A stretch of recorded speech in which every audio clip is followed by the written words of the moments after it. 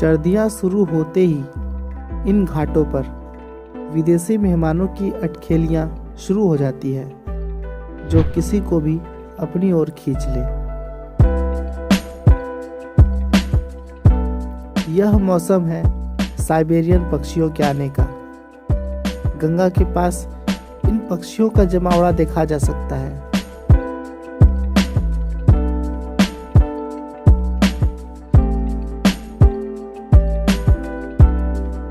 लेकिन bird flu की आशंका के कारण 7 समुंदर पार से आए साइबेरियन बर्ड के ऊपर आफत आ गई।